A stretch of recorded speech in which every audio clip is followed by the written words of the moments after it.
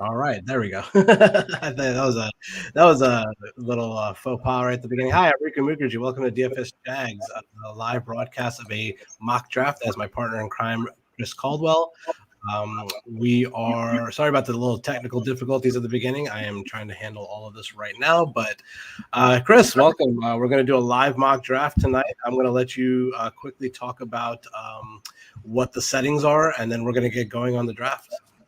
Sounds good, dude. Yeah. Most exciting week of the year. I think most people will be doing their fantasy football drafts with their family, their work friends, their college buddies and whatnot. So, it's time for everyone to have a crash course in drafting this year and who to draft, who to stay away from. So I think it's time to get into it. So those that are drafting with us tonight, thank you so much for joining Rik and I. So tonight we're going to do a 16-round draft. It's half PPR, one QB, two running backs, 3 receivers, 1 tight end, 2 flex. Okay. And then we'll have, I believe, 7 bench spots. So, we're going to get the draft started any second now. And, so I'm excited to see everyone's strategy.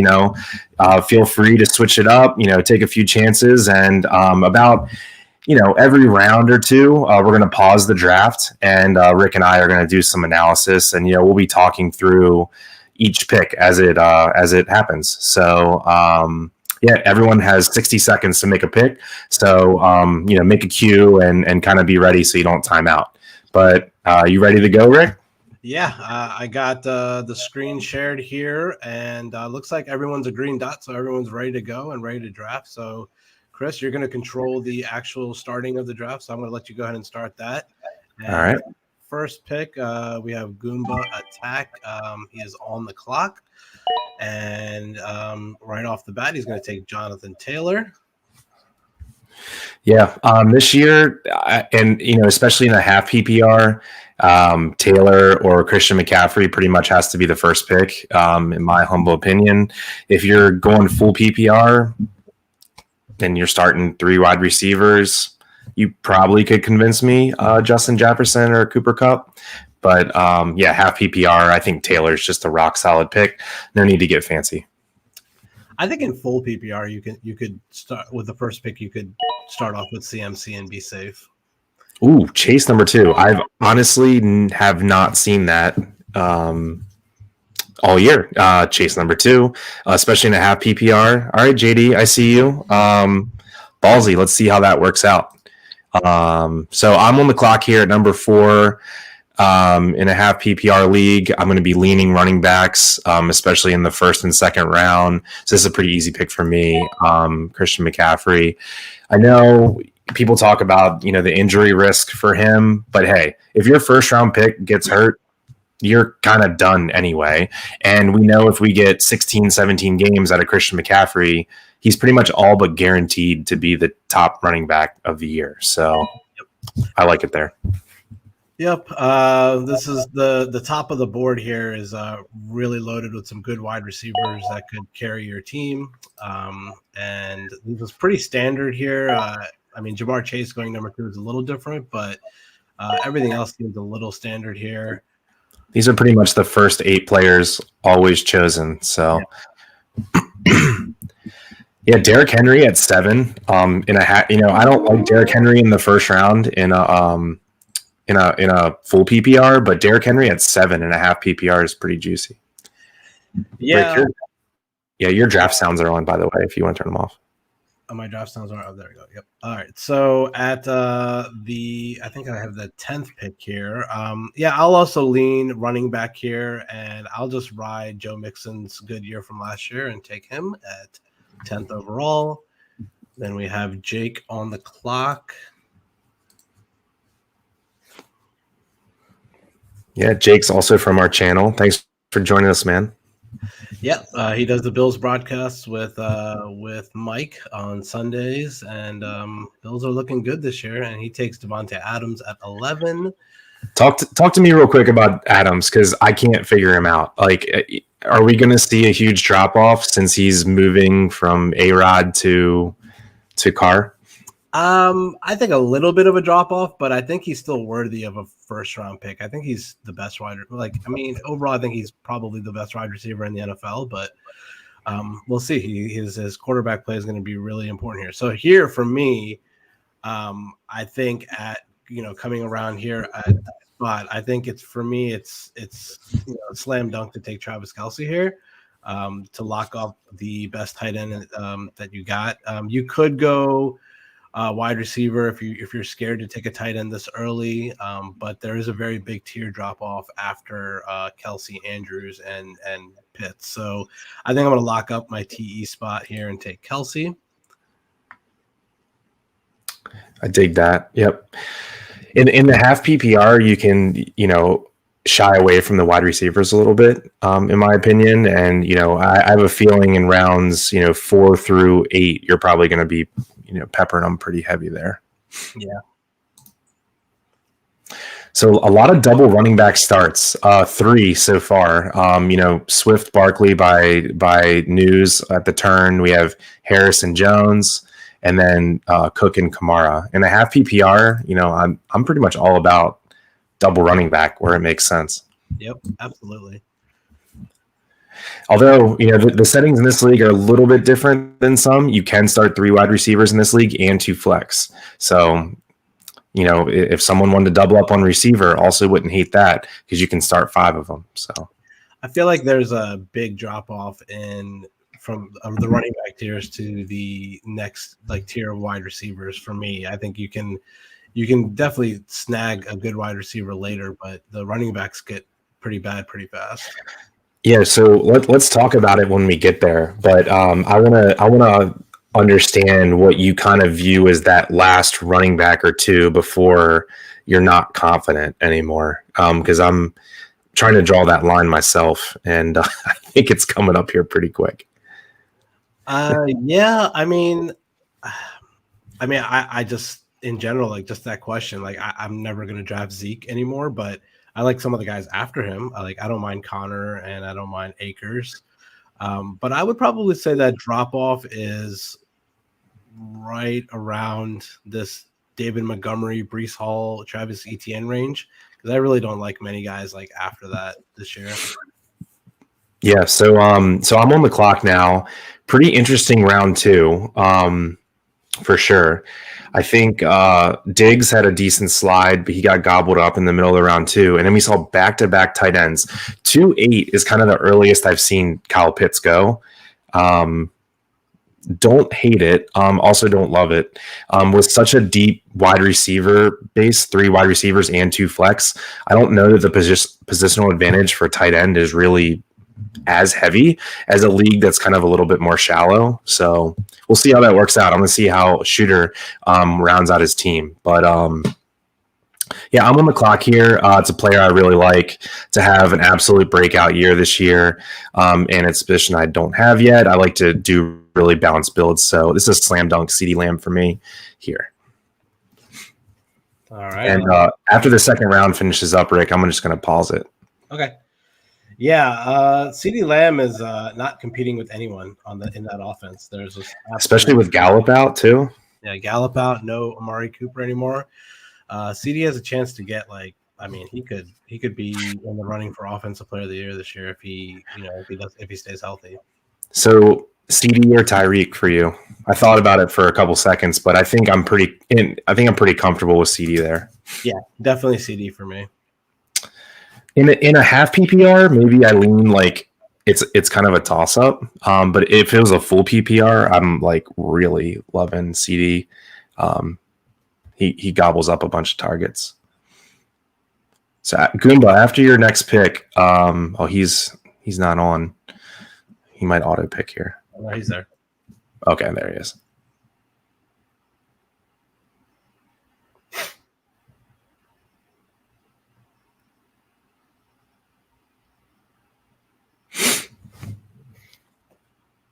Is there any teams that stand out for you, Rick, so far that you like?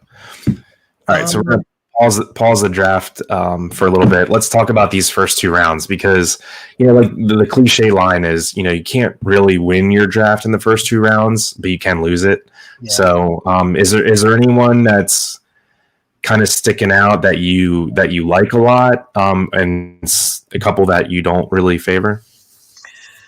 Yeah, the start with Cup and Hill is interesting because he's obviously going like a zero RB kind of strategy there. Because I feel like the drop off on running backs is coming soon. I'm assuming he's going to take a running back with his next pick, but I'm not a huge fan of this Najee Aaron Jones start.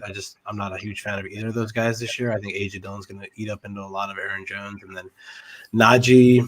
I don't know, man. He was good last year because Ben just continued to dump it off to him, but who knows? Yeah, Pittsburgh is going to be an interesting study, right? Because we don't know their quarterback. Offensive line is average at best, and that we don't really know what that offense is going to do. My takeaway from the first round is I think in this format, anyone that went double running back that's ultra safe, right? I don't think it's I think it's just the safe way out, which is fine. So I like all the teams that went double running back, just because there is more wide receiver talent later, like we were saying. And the team I'm most iffy on is the Jefferson Pitts team, because since it's only half PPR, I probably would have leaned Eckler, Henry, or Cook there. And then I think it was a little bit early for Pitts. I think maybe he could have got Pitts in the third round. So that's the one I'm kind of interested to see how that works out. But let's get the third round started.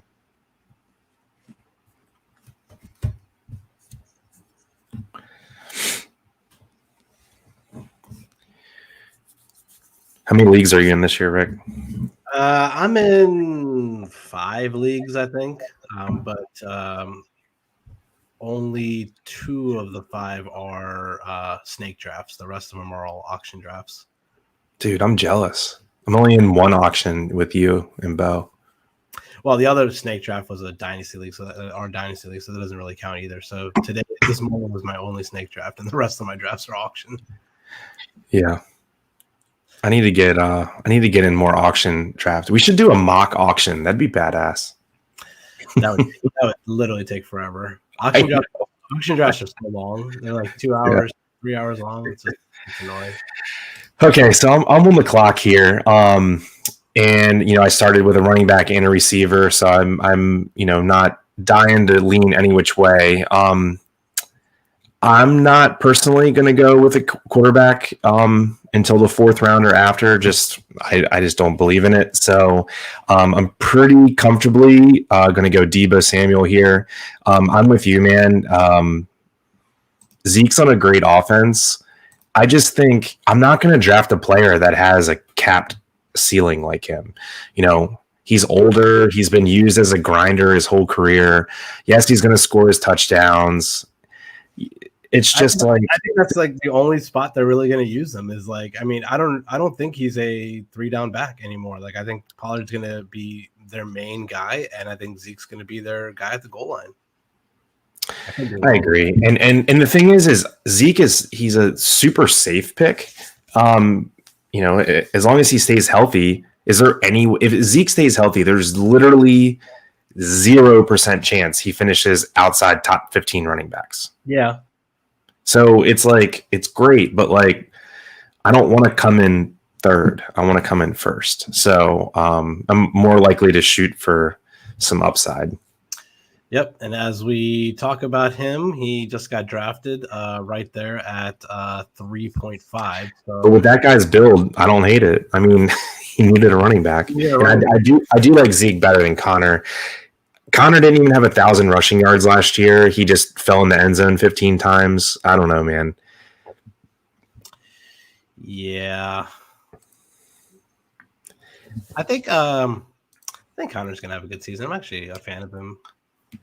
I'm with you though. It's I don't really love Zeke and Connor, but I like the 3 or 4 running backs after them a lot better. Yeah. So we got our first QB off the board, and Josh Allen. He's typically the first QB going off on most boards. A little high for me for a QB, but I can understand if you feel like you locked up the best tight. If you feel like you're a big Andrews fan there, a big Eckler fan there, a good chance to lock up the best quarterback. Not a bad pick, I guess. Yeah, the team that has Andrews and Allen, it's a cool strategy, right? Because he says, I have the best QB, and I have last year he had the number one tight end. Andrews beat Kelsey for number one tight end, right? So he has the best QB and the best tight end in as of last year's stats. Why the hell not, right? You can always find a wide receiver on, later in the draft and on waivers, but no one is going to have better projections at QB or tight end than him. So, yep. All right, I'm on the clock here. I can either lock up my second running back here or take a wide receiver. I think I'm going to just go ahead and take a wide receiver. I'm a big fan of Michael Pittman this year. I think he is due for he already had a breakout season last year, but I think he's going to have, to build on that with a better quarterback this year. So I think there's no chance he's going to be available on the flip side for my next pick. So I'm just going to lock up Michael Pittman here and have him as my wide receiver 1 going into the season. I like that. Would you have taken Higgins and Brown over him if they were both there? They went right before you. That's a tough. All those three are toss-ups for me. I think I like Pittman more than those two. I'm just not a fan of AJ Brown in general on the Eagles. I don't think he fits really well into that offense because I just don't think Jalen Hurts is a good throwing quarterback. But T. Higgins obviously is in a powerful offense, and I think Joe Burrow can support 2 wide receivers there. So I think for me, if I power rank those 3 right there, it would probably be Pittman, Higgins, Brown for me. In a PPR, I definitely agree with you. I think Pittman's going to have more catches than both of them. I like Brown in like a standard league or a half PPR league. Brown's QB TD upside. It's pretty nice. Yeah. So Jake went tight end, but I think that was an auto pick. But don't hate it. No, definitely. Kittle's close to that tier 1, tier 2 borderline for me. I think he's closer to tier 2 just because I don't really know what Trey Lance's upside is throwing, but I don't mind it. So the news on the turn there, 3 straight running backs in a league where you can start, 2 running backs and 2 flex. I like that a lot. Running backs are just super safe. Always going to have a really nice floor. Always going to score you points. I was kind of hoping you'd go 4 running backs just to see what that team would look like at the end of the day. But solid move. Talk to me about Allen Robinson, because I think the general population likes him more than I do. But I think I can be talked into him. But I don't know where you stand. I mean, it's pretty obvious that this is the best quarterback that he's ever going to have, that he's ever had. So we've seen what his potential is and his upside is with shitty quarterbacks in the past. And now he has Matt Stafford, who just, won a Super Bowl. So I think his upside's pretty good. I mean, especially if teams are going to double cover Kupp, I think he's poised for a big season. I like him better in that offense than I liked Beckham last year. So I like him. That's a good point. I don't know, man. It's like there's part of me that thinks Allen Robinson is about to pull like a Kenny Galladay. You're on the clock, Rick. Oh, I am on the clock. Good. I was looking at you want me to pause it, or are you good? What's that? No, I'm good. You want me to pause it? No, I was going to take a running back here. Just because I think this is a spot where I think there's going to be a drop-off, and I am a fan of Cam Akers, so I'm going to take Cam Akers here.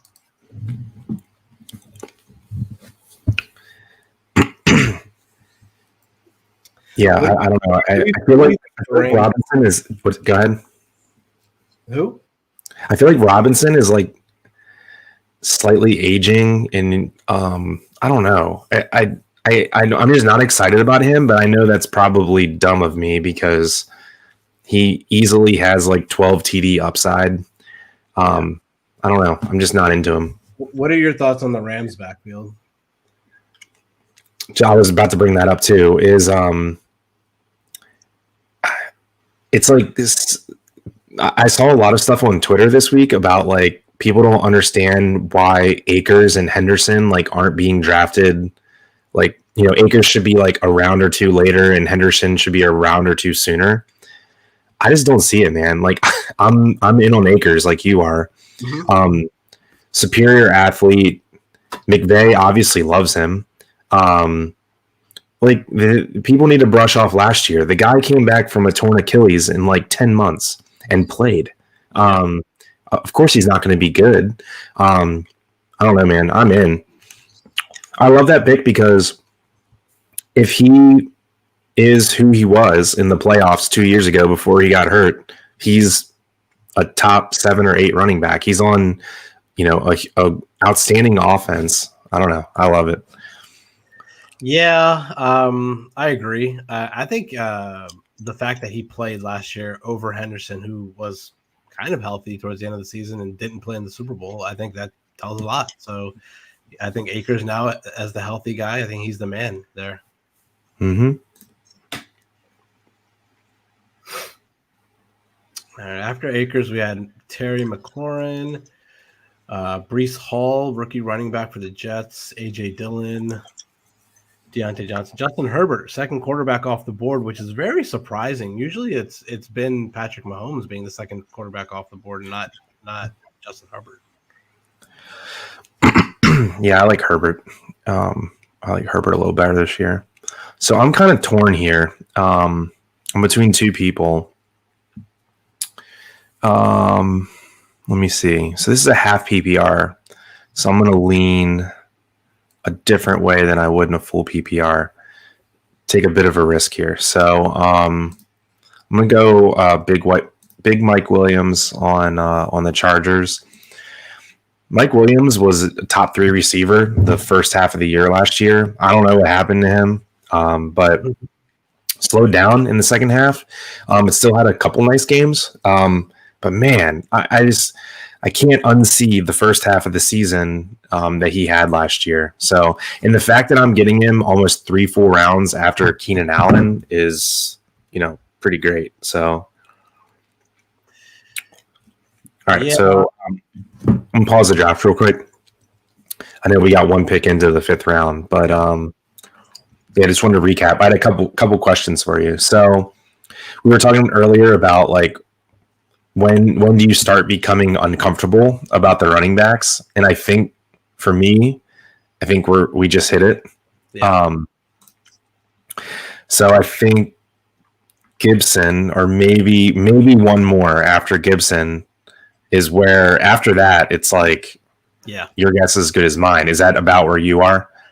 Yeah, because if we look at the guys after him are like Jacobs, Mitchell, CEH, Miles Sanders. Like these are not names that intrigue me, and someone that hasn't drafted a running back yet, like Mike V at the 3rd slot, he's gonna have a really tough time at the running back spot all year.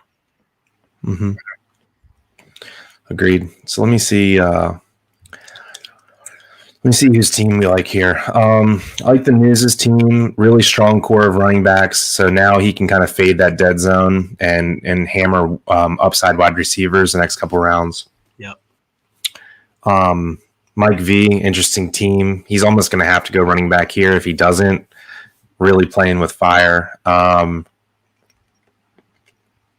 Yeah, I mean the teams that went QB early, it's just not really my strategy. So I don't know what to think on that, but they both went QB and tight end early, which I think is interesting. So they are going to have to hit on some depth pieces to fill out their flex, but they have positional advantage. So on the QB and the tight end. So we'll see how that goes. I don't mind that. It's some of these teams are very interesting. Like this team right here with Henry, Diggs, Connor, and Dillon, that does not sound appealing to me at all. Yeah. In a if it was a standard league, no PPR, I'd kind of like it because you want touchdowns, right? And no one scores touchdowns better than Derrick Henry, and James Conner had 15 or more last year. And I'm with you on Dillon, man. I think he's about to have a huge season. So, yeah. All right, let's get it going. Let's get it going.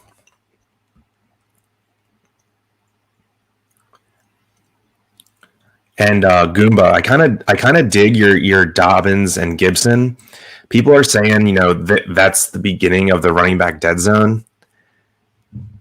Quit it. Dobbins is not the running back dead zone. He's on the best rushing offense in the NFL. Okay, he might not play week 1. Who cares? Like, you want people that are going to excel the second half of the season and, bring you home that championship. J.K. Dobbins is an amazing running back on the team that has the best rushing attack. I think Dobbins is like criminally low. I think there's a case for Dobbins to be taken over Dillon, Hall, Akers, and Montgomery, and maybe Etienne too. Yeah, we'll see. I mean, who knows how healthy he is? Yeah. Well, I'll let you answer this question from Greg. How does taking one of each position put me at a disadvantage when some teams have 4 of one position? Makes no sense. He's oldie Bulldogs. Okay, I'll answer that in a second. Okay, let me see here. So I am up. It's pick 48. It's pick 50 of the draft. I'm just have to go pure value right now. I just, there's no one else I absolutely love, and this is going to kill me a little bit with running back down the road. But Mahomes is now 18 spots after his average ADP, his ADP. So to get Mahomes at the 4th QB off the board, I think I'm just going to do it, switch it up a little bit. So show me Greg's comment. I was really hoping Mahomes fell to me because I wanted to pair him up with Kelsey.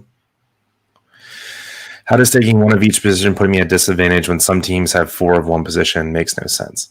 Yeah, so I guess what I mean by that is, a standard league that you would play has 1 QB, 2 running backs, 2 receivers, and 1 flex.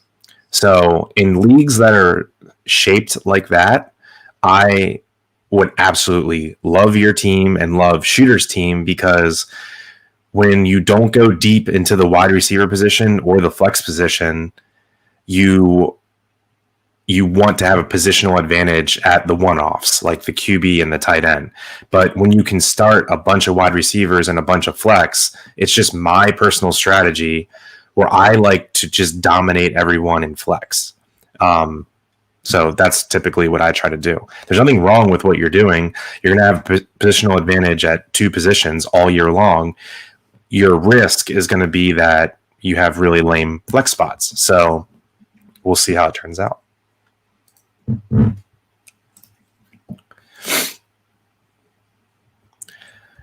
Also, some people really just get a thrill out of streaming QBs and tight ends.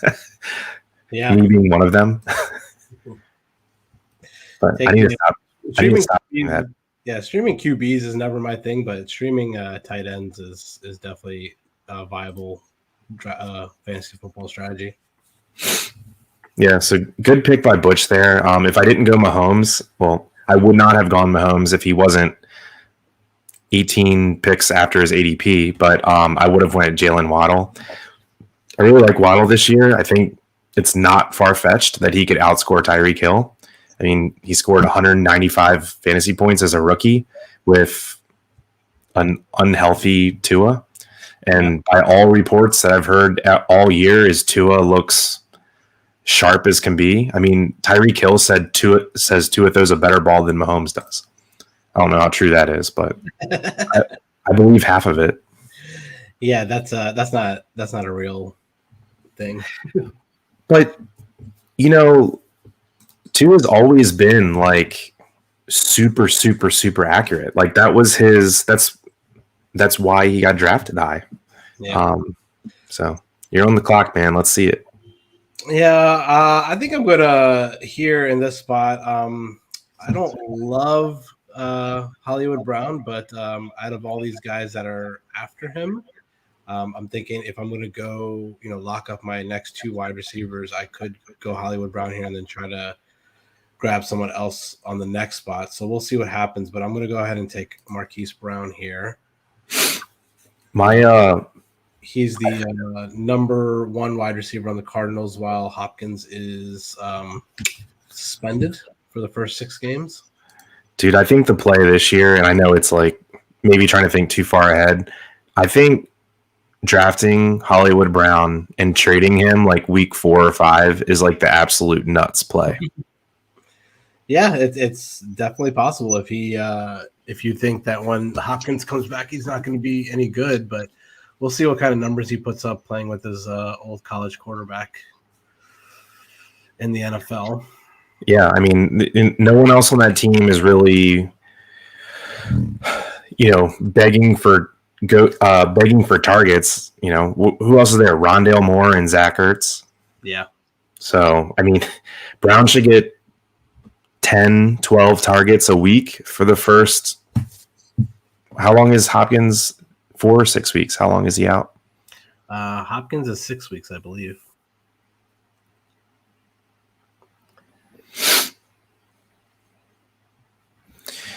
Okay, so Jeremy on the turn there. Now he's even 3 running backs, 3 wide receivers. Gabe Davis, a very polarizing player there. Man, what's your thoughts on Davis? I can see him being the absolute overdraft of the century, or just an absolute stud muffin. Yeah, I'll go over that. Yeah. So here for me, it's either taking another wide receiver to fill out my wide receiver, or I'm a big fan of correlation, and I think correlation is pretty key. Kyler, baby, bring it. So I'm going to pair up Marquise and take Kyler Murray, and I have that connection right there.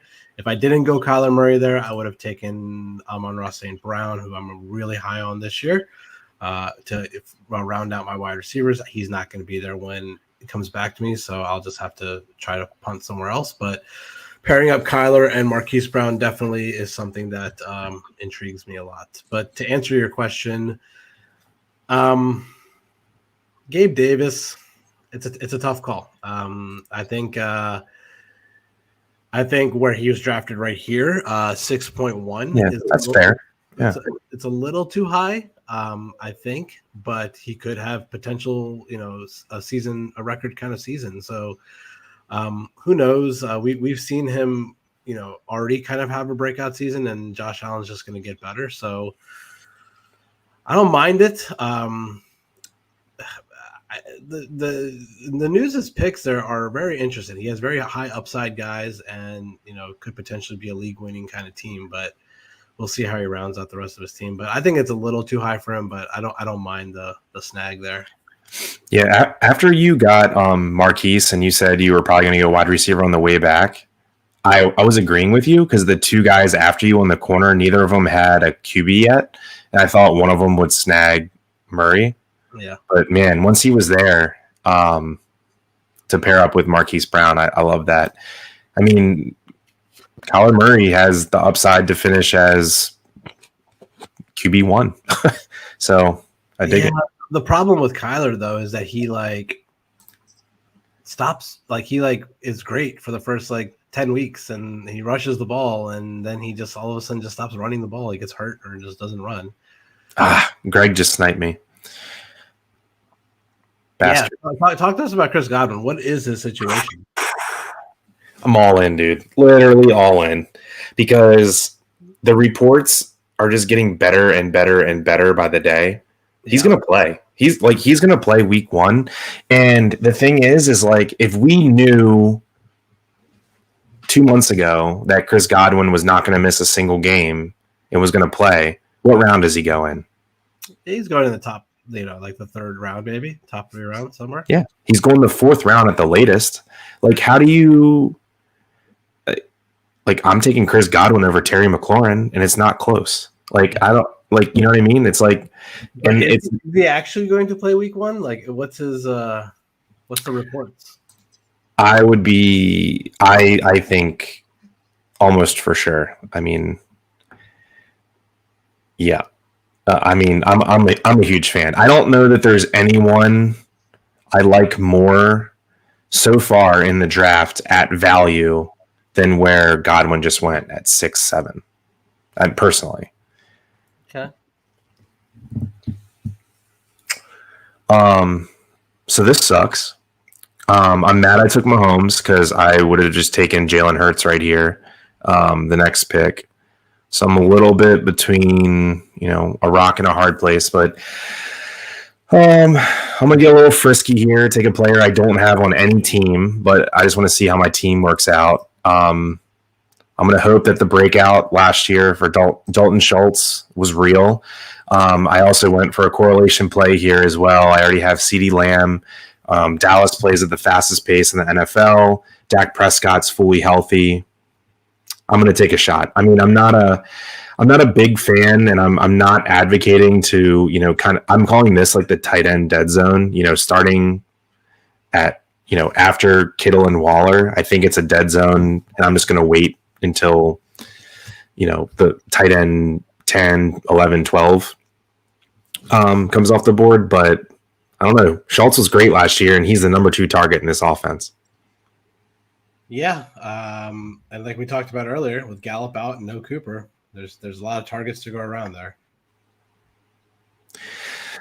Sweet. So I think, I'm going to get the guy that I was thinking about getting anyway. So I'm going to make this pick, and then I need you to talk to me on why it was probably the wrong pick. But you know me, I've been on this guy. This is not, what have you done for me lately?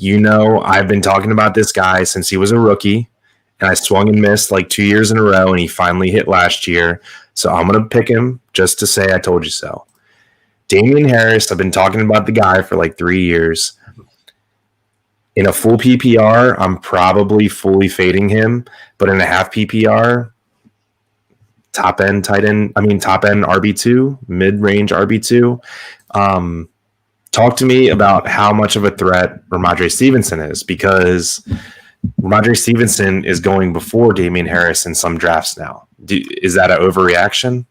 I think he's a big threat to Damian Harris this year, especially because we know what Bill Belichick loves to do with his running backs and just split time. And I'm not the biggest backfield fan this year. I think it's going to be a very even split. But I liked him last year. I took him in a lot of drafts last year. I thought he was really good, and he paid off. He definitely won me some leagues. So is he going to have a repeat performance, or are we going to see a regression and Ramondre kick into his carries there? I think it's the latter, to be honest. That's fair. It looks like since James White retired that they're trying to kind of use Ramondre in that pass catching role.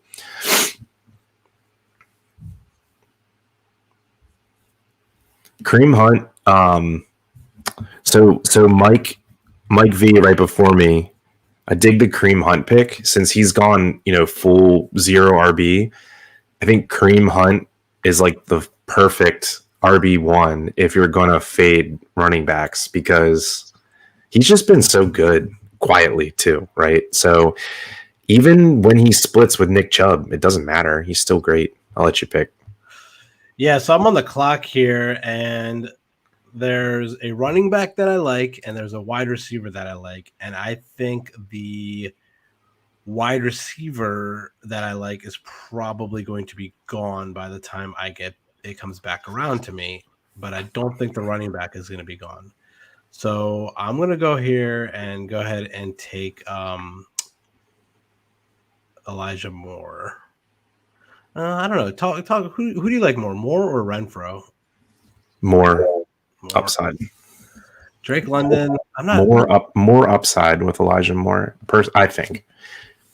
Yeah. All right. I'm going to go ahead and take Moore. I think he would be gone, and then just hope that the running back that I want is available on the way back. I bet I know your running back. So let me know if you're about to pick him, and I'm going to say it out loud. Yeah. Yeah, I think Elijah Moore is the wide receiver one there. I agree. Yeah, he's got electric stuff. The only problem is, what's that offense really going to look like? There's a lot of mouths to feed in that offense. There's a lot of mouths to feed in that offense. It's weird to say, right? Yeah. A lot of mouths to feed with not a whole lot of first downs happening. So bad combination. Yep. I don't know, man. The Jets seem pretty confident that they're like a 500 team or better. Do we know when Zach Wilson's supposed to come back? Hope it's not till after week 1 because I want to play Joe Flacco. Yeah, I don't think he's going to play week 1. That'd be pretty cool. For those that don't know, me and Rik are Baltimore based. Ness. So Rik sniped you on wide receiver, but you just sniped him on running back. You absolutely just sniped me on my running back. Damn it! I should have Chase Edmonds there. Dude, did not think he would be gone when the love Chase Edmonds this year. Me too. If this was a full PPR, I would have taken him over Harris without even thinking twice, and I think he belongs up in the Miles Sanders, Elijah Mitchell range in a full PPR. That's just, I know it's bold slightly and it's way ahead of ADP, but someone please tell me why Miles Sanders goes ahead of Chase Edmonds. You got me. I think Chase Edmonds is way better than Miles Sanders this year. I mean, yeah. It's gonna be dump off city in Miami. Plus, Miles Sanders is gonna get vultured at goal line from Jalen Hurts. I don't know, man. I just think Chase Edmonds, more talent, more receiving upside. Yeah, I agree. All right, well, Jake kind of sniped me there too because I was going to take Patterson. Now I need to build some running back depth here. It's 38-year-old Cordarrelle Patterson. It's wild to me. I know you're a James Cook fan. I'm not the biggest James Cook fan, so talk to me about the Seattle backfield. What's the situation with Penny and Walker there? Your guess is as good as mine, man. I think so. Walker's hurt right now. He had hernia surgery or something.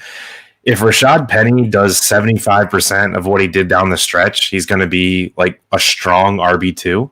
So if you think Rashad Penny is going to stay healthy, I don't know that Walker's seeing the field because Penny just lit it up last year. Yeah. I think I'm just going to go. Okay, I think I'm just going to go Ramondre Stevenson here.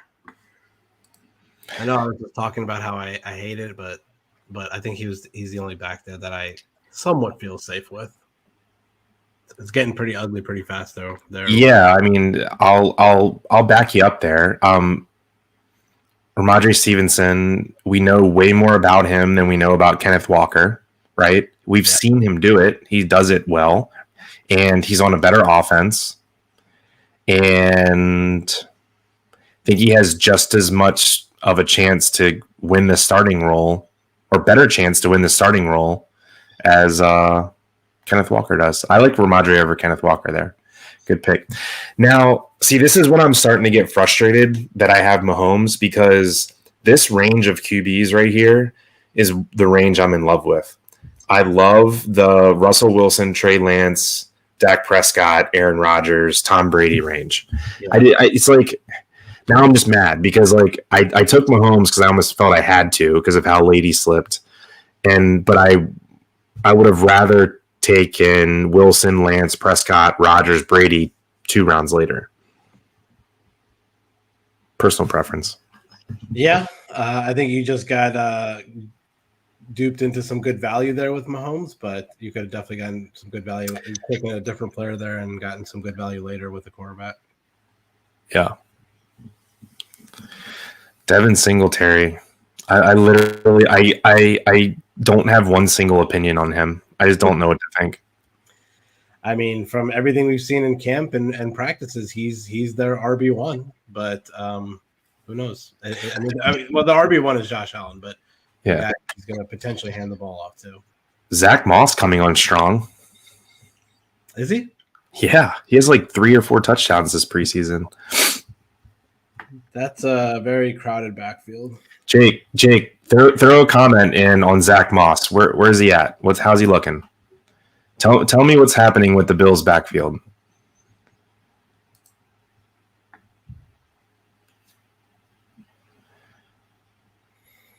You want to answer this question here? Oh shit, I'm on the clock. My bad. Not paying attention. Let me see. Hold on. I'm going to pause this real quick because I did not know I was on the clock, and we haven't talked about teams for a second. Sorry. Yeah, I'm gonna pick real quick, and then I'm gonna answer the question, and then we'll keep it rolling. So where am I at? Okay, so no one's really at a huge value right now compared to ADP. Yeah. So I'm not going to be value seeking. I have a QB and I have a tight end, so I'm likely not drafting any more QBs or tight ends, at least for 5 or 6 more rounds. I have 2 running backs and I have 3 receivers. So I have all my starting spots filled. I have no flex spots filled. So I'm going to start to pepper receiver and running back here. My running backs are much weaker, but I'm not sure I like anyone that's there. So I'm going to go receiver, and I am going to go with someone who has looked really, really good. And, well, do I want to do that? Who are you talking about? I'm talking about Ayuk. Do I want to correlate with Debo and hope that they can both succeed in that offense with Lance, or is that asking too much?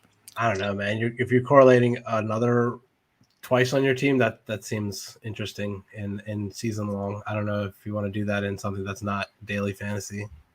Yeah. It's probably asking too much from a running quarterback and a team that uses their running backs a lot. Okay, so I have a different route I'll go.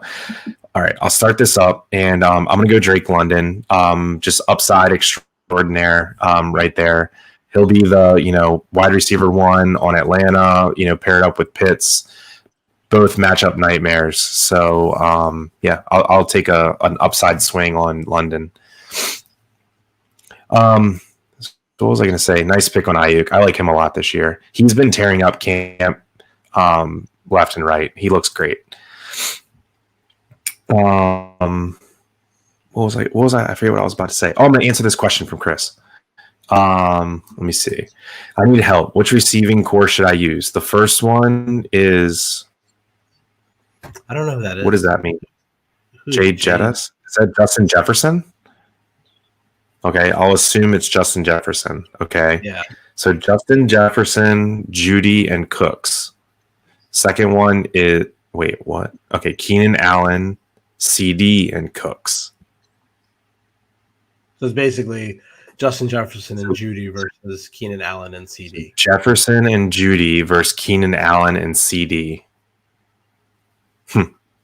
I mean, for me, the best player is Jefferson, but I don't think CD's all that far behind. And I like Keenan Allen like heads and tails better than Jerry Jeudy. I think Jerry Jeudy might just suck. Like, I don't know why everyone's giving him the benefit of the doubt that, like, I mean, how do you feel about him? I mean, I think he has a Hall of Fame quarterback now. I think he has he had Drew Lock throwing to him last year. So, I mean, it's a big improvement. That's fair. You gotta see what he can do with a good quarterback. I don't know, man. He has done literally nothing to impress me. I actually like the Denver wide receivers this year. I think they're going to take a big step up.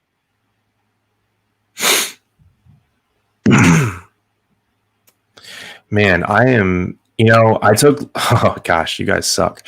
So I took London there, and I was really, really hoping and wanting Michael Carter or James Cook to fall to me as my RB3. My running backs are pretty bad, man. But I literally can't reach right here. There's no one to reach for that is worth half a shit. So I am going to just need to build positional advantage at wide receiver and just hope to crush everyone at my wide receiver position. I don't know what else to do. Okay, half PPR. Okay. I'm gonna go a little bit outside the box and I'll play it safe. I'm gonna do a little bit safe. Stick with the Clemson Tigers, Hunter Renfrow. You were talking about him like 2 rounds ago, so I like that pick. I was thinking about Tyler Lockett just because I think I like Tyler Lockett more than anyone on earth. But and everyone says like, oh, but his QBs suck now. Well, his QB sucked last year, and he kept going off. He's just really good. I also think there's like this much chance that Tyler Lockett gets traded this year at some point. Yeah, if he finds a better landing spot, that'd be really impressive. He's not going to get traded to a bad team. He'll get traded to a good team. All right. Yeah, I like Renfro in that spot. I think I think the Raiders' offense is going to be interesting this year because I think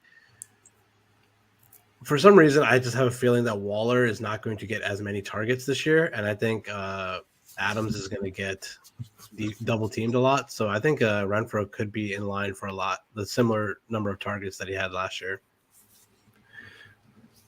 Yeah, I'm with you. I mean, any piece you can get of the AFC West, you're going to want to grab that. Those over-unders are going to be 55 points all year long or higher, right? So, I mean, just think about it. Any matchup in the AFC West is going to be you cannot set the over-under less than 50. It's impossible.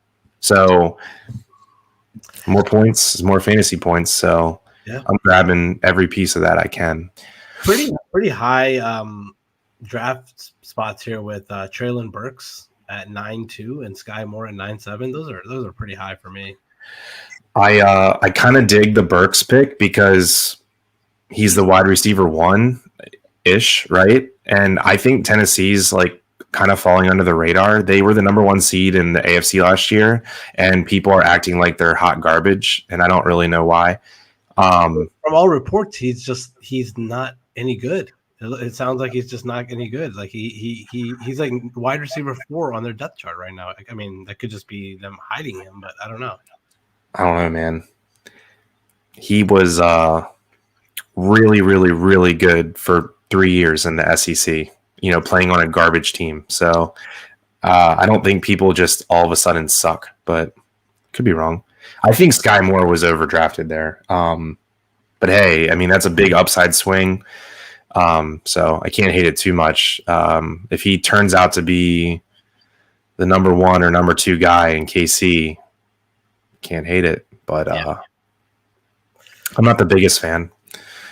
I know Butch just did an auto pick, but Tom Brady in the 9th round is pretty great. Yeah, I love that. Absolutely. I mean, put it this way. When Russell Wilson got picked at 7-11, I think it's like a pretty much indifferent whether I take Wilson, Lance, Prescott, Rodgers, or Brady. To me, like all 5 of them are kind of this, like pick which one you like. So I think it's pretty good value for Brady there. All right. So I'm on the clock here, and I'm going to take one of my favorite players this year, and it's going to be Christian Kirk, who is going to be the wide receiver 1 in Jacksonville. And if Trevor Lawrence is actually who we think he is, and he just had a down year because of Urban Meyer, and he's the number 1 overall pick like he was 2 years ago, Christian Kirk's in line for a big year because he's definitely the best wide receiver on that team. Yeah, I mean, I'm going to pause the draft here so we can talk about where we are through 9 rounds. But I'm with you, dude. Yeah, I now that you say it, it's like I probably could have took Kirk over Renfro. Probably take Kirk pretty comfortable over Burks too. So I like that a lot. I mean, he's just far and away the best guy there. I don't know that anyone's really close either. So, all right, let's do a recap of where we are so far. So, kind of what I'm thinking is when we're 9 rounds into the draft, let's look through and see who doesn't have a QB. Does anyone not have a QB or a tight end? No. Some people only have one or the other. So the 3 spot is missing a tight end. Someone's missing a tight end there. So everyone has a quarterback, and only News and a lot of people don't have tight ends yet. Yeah. Cool. So this tells me a lot that so everyone has 1 quarterback, no one has 2, but no one has 0. And I think they're all very comfortable starters. Yeah. So this kind of, it makes me regret taking Mahomes a little bit early. So now my strategy the rest of the year is to get one of these quarterbacks like 7 through 12. because I think they're all weekly starters that you're not really sweating. You're pretty confident. So, do you have a team that you absolutely hate or absolutely love? If it's mine, that's fine. Yeah, it's so hard to evaluate just looking at a board like this. I do like the News' team, especially out of the 12 slot. That's pretty good. I'm not a fan of this whole zero RB situation with Mike V at 3. I'm not a fan of that. I mean, his running backs are Kareem Hunt and Naheem Hines. That's you're not going to win a league with those as your running backs ever, in my opinion. I'm just not a fan of that. Yeah, I'm not a huge fan of the Anyang team here. Like I said earlier, I don't like Harrison Jones. I don't like Mooney. I don't like Claypool. I don't like McLaurin. I don't like that team at all. I like your team. Your team's nice. A little bit of a reach, I think, or a little bit of a weird situation with Harris there, but overall, I think your team's good. But yeah, I like my team. Yeah. I'm liking yours a lot. You got really good value with Murray, in my opinion. Yeah, I mean, you like my team better than me. I never like to be this weak at running back. So I'm like shaking in my boots, especially because Christian McCaffrey hasn't played like a full season of football in 3 years. Yeah. So my team is set up to absolutely implode in a bad way. So yeah, I'm gonna have to figure out something creative to shore up my running back spot. But yeah, so I do think it's cool though that everyone has a QB and no one has two. That worked out pretty well. So we'll see how these guys that don't have tight ends yet start to fill in that position, because there is a team that's already went 2 tight ends. So here we go. All right. Yeah, that's interesting there. Jake taking Kittle. I think Kittle was auto drafted for him, but I think the Knox pick is just a homer pick for him because he's a Bills fan. Yeah, I like the News' team a lot. A lot of upside players, right? I mean, every single one of them is just laced with upside. Yep. The News says late round QB has now become mid round QB. I agree, man. I mean, people like taking QBs now. Yeah, I agree with that. I think the sweet spot of QB is anywhere between Jalen Hurts and Brady. That's who I want every draft. I agree with what you're saying.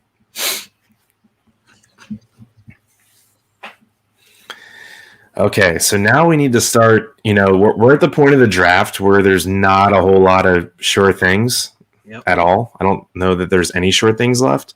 So now we need to start, kind of taking stands on players that we like. And I think right now you can a bit throw average draft position out the window.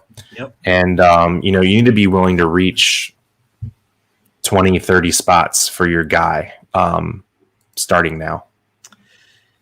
Yes.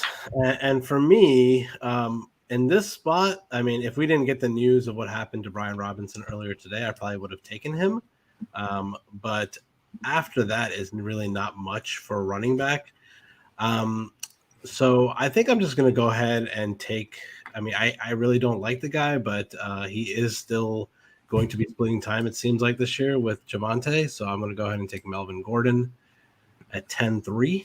And that's probably all the running backs I'm going to potentially take. I mean, we'll see. I don't really like anyone beyond that. Melvin Gordon's like a gnat. He just won't go away. Like, I know Javonte Williams just looked so good last year, and he has the game-breaking ability. He has the receiving upside.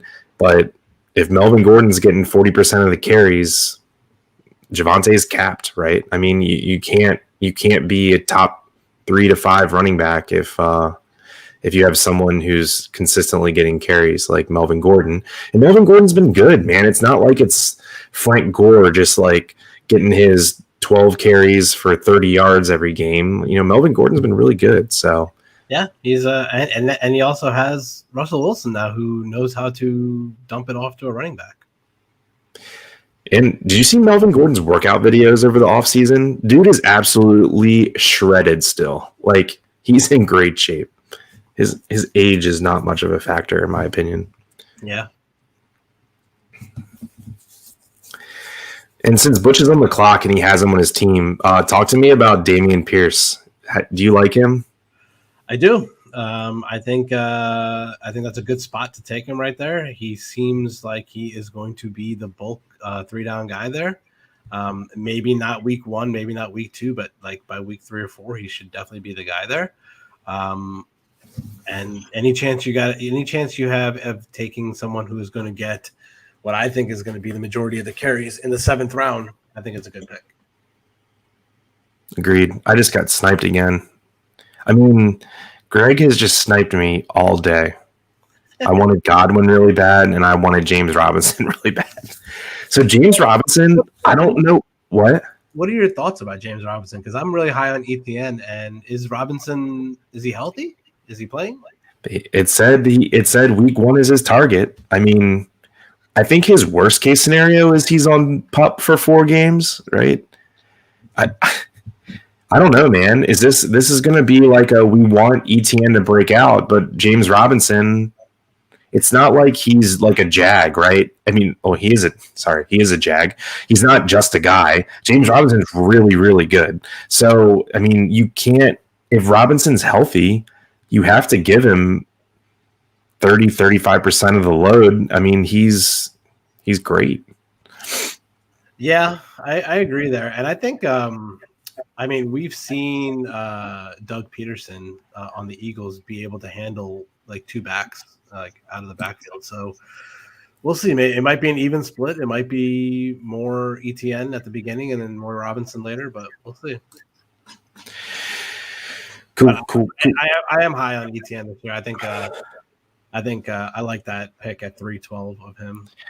Yeah. So yeah, I wanted James Robinson or Garrett Wilson, just because I don't really know what to do right now, and they both got taken. So I'm at a loss, dude. I mean, this sucks because I would also be really happy with Stafford here, but I can't take another QB. So you can't take another QB. You have to. No, I'm gonna go.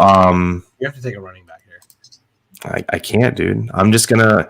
I see. Here's the thing: is like I know my running backs suck, but I can't just. I can't just take them just because I need them. I physically, my finger won't let me do it. So I would rather build a position like this is not how I would normally draft, right? This just didn't work out for me today. I would not be this week at running back, but rather than take a running back that I don't think can turn into like an RB2 or better, I'm just going to load up on receivers. And I'm not saying like, okay, I hope Tyler Boyd does decent so I can trade him. I hope Tyler Boyd does decent so I can trade Mike Williams, right? So I can trade Mike Williams for whoever, Dobbins or Dylan or someone like that. So it's like I'm just having I'd rather get extra depth at receiver so I can make a trade later in the year for a running back. But I really think you need to at least take someone with your. I'm going to take one right here, unless he goes right in front of me, in which I'll be really mad. And he did, dude. This is unreal. I've just been sniped left and right. I think I'm just getting messed with at this point. Okay. I think you still have options here. I think Algier is an okay spot because he could turn into the RB1 there. We don't know what the situation is with Patterson. You could take what's his name, Isaiah Pacheco or whatever his name is. Yeah, he can run in Kansas City, but I think at this point you have to just get. Yeah, no, I know I'm now 6 deep at receiver. I feel they're all pretty good, so I'm just like wasting now. So I'm going to take Algier. I'm not a Cordarrelle Patterson fan at all. I know he had a great year last year, but believe Algier had 2 touchdowns in the preseason game the other day, which is not good that he's playing in the preseason. But hey, volume is king in fantasy, and I mean, he's a rookie. He needs to get some run in preseason. Yeah, no, I'm with you. So that's pretty wild. Yeah, I was definitely gonna take Rashad White, who I like a lot this year, and Gainwell, if they came back to me. So nice picks, boys.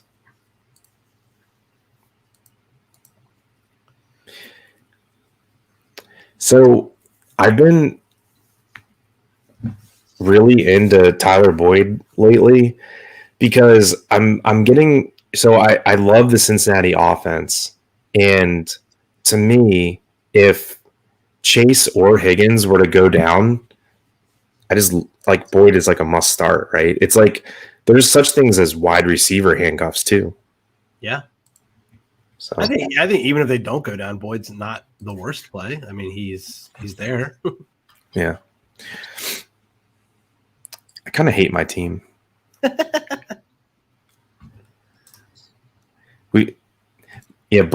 texted me before the draft. He wanted to, so after this draft is over, I could turn it into like a best ball where we don't have to do like transactions and just see who gets the most points by the end of the year.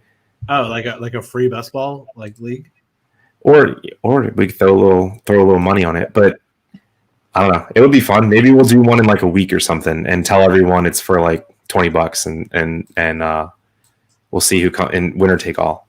Yeah. All right. Well, Greg just took 2 tight ends. Yeah, Cole Kmet. I dig that. I think the guy had no touchdowns last year or 1 touchdown. And did Matt Ryan just go before Matt Stafford? He did. That's wild. That's very wild. What's up with Matt Stafford's injury? I don't think it's that big of a deal. What is it? Is it like an elbow or a shoulder or something? Yeah. I think he'll be fine.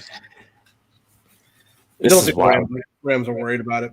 All right, really quickly about my team here. I really like the build of my team. I have 4 wide receivers, 4 running backs, a tight end, and a quarterback.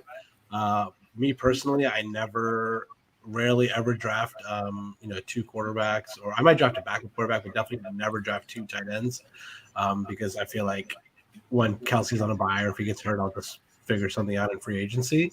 But definitely not going to take a backup quarterback in this situation. I'm just going to continue to build depth here at wide receiver and running back. And there's one guy I actually really like in this spot, and I'm hoping he doesn't get sniped here. So let's see.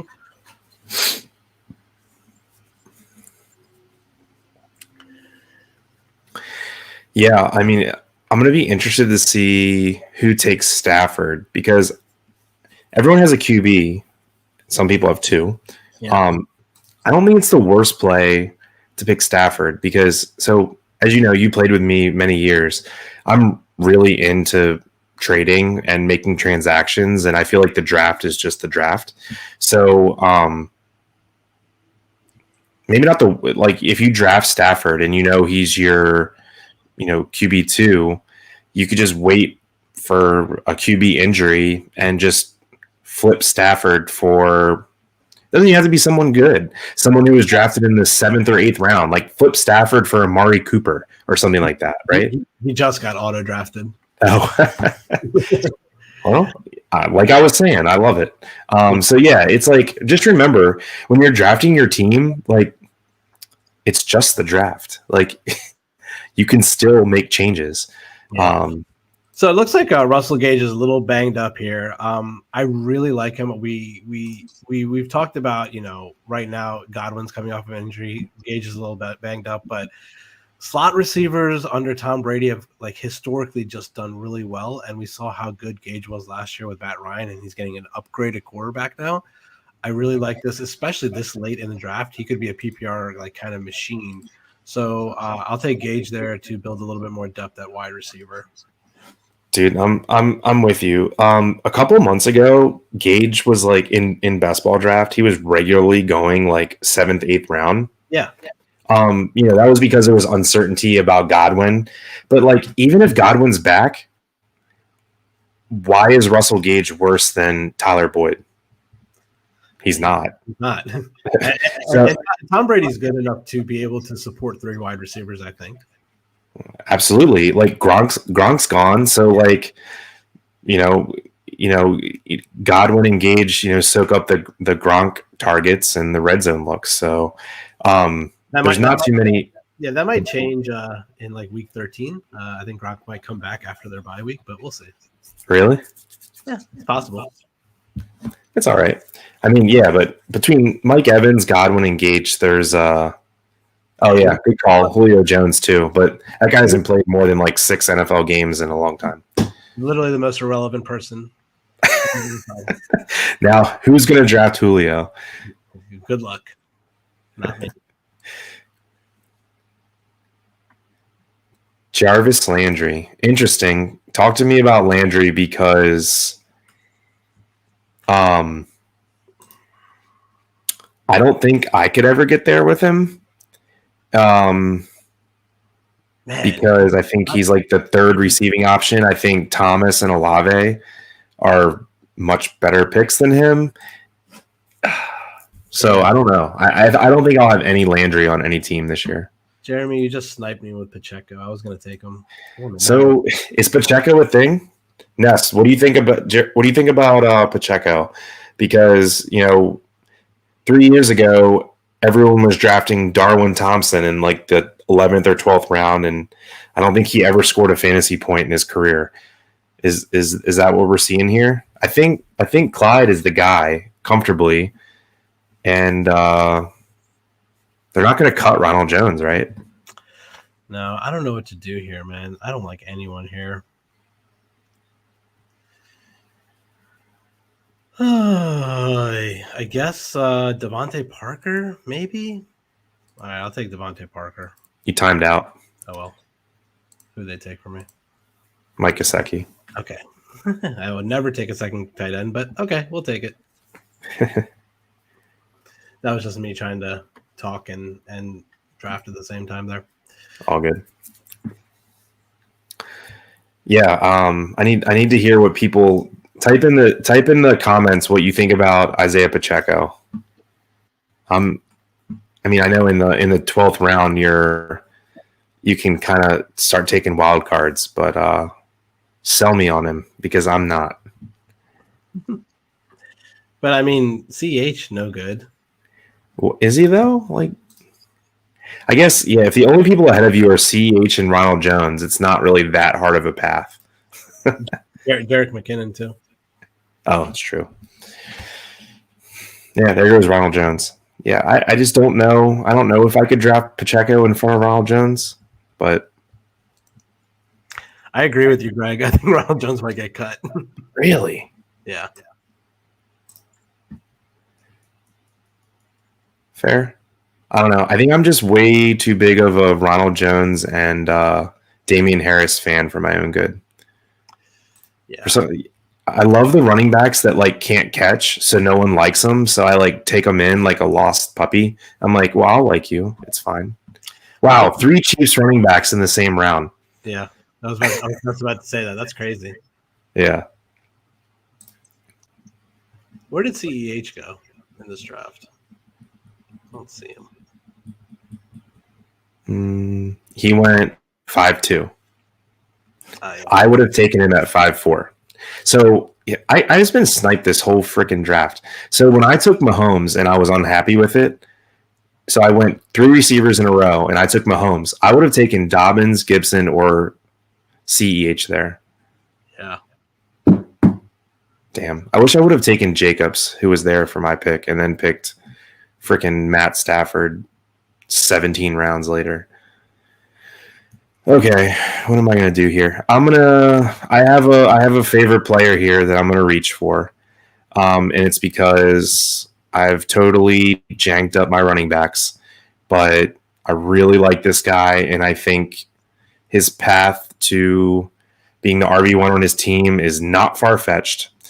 And he's looked really, really, really good in preseason, and he has an awesome name, and he's on a good team. So I'm going to take Tyrion Davis-Price here, and hope for the best, because Elijah Mitchell was a 7th round pick or undrafted last year.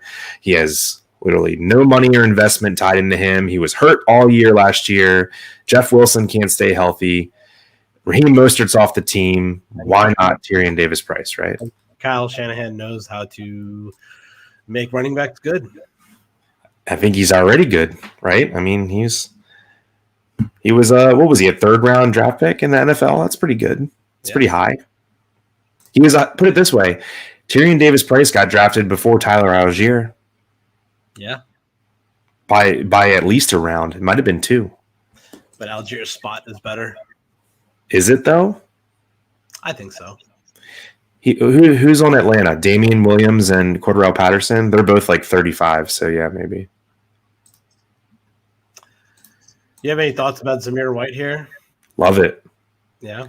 Yeah, they cut who's the guy that used to play for the Dolphins that he was on the Raiders? Kenyon Drake. Kenyon Drake's cut. Yeah. I love Zamir White, man. He in Dynasty, I'm salivating over Zamir White because they did not renew Josh Jacobs. They basically just saying they want White to be the guy next year. Oh my God, I have a player I want so bad. Watch me get sniped again. It's almost definitely going to happen. You guys have been killing me.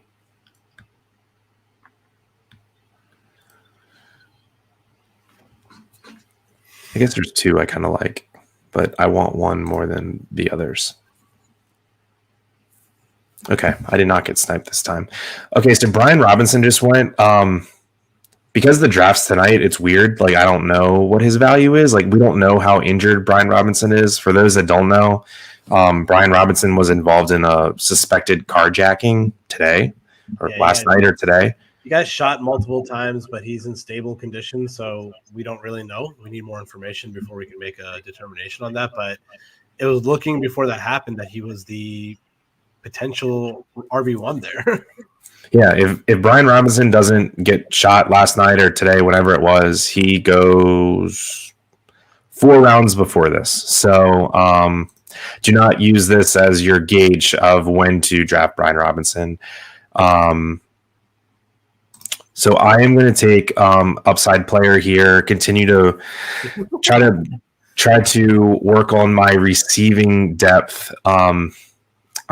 I can't quit Rondale Moore. I just absolutely average depth of target was a negative number last year. I know. All they do is they just throw it to him behind the line of scrimmage, and then I know it's wild. But so hear me out.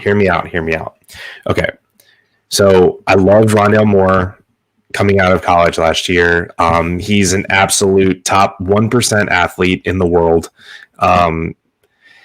He's incredibly talented. He's just extremely short, right? So with Hopkins out, I think they're going to have to get more creative on how to move the ball.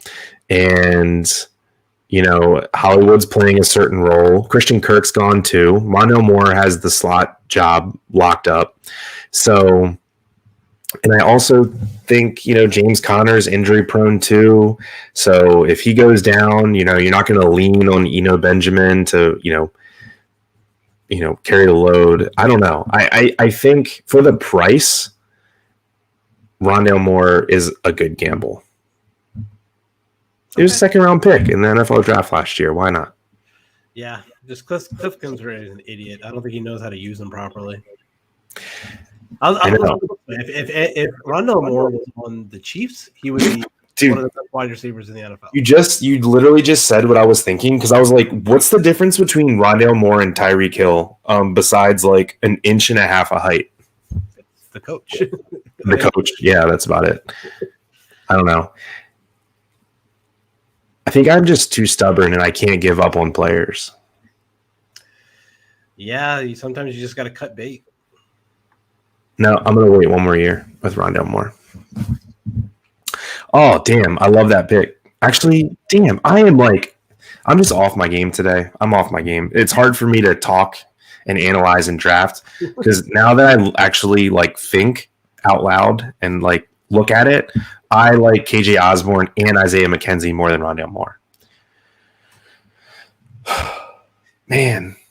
So anyway, he's not Debo.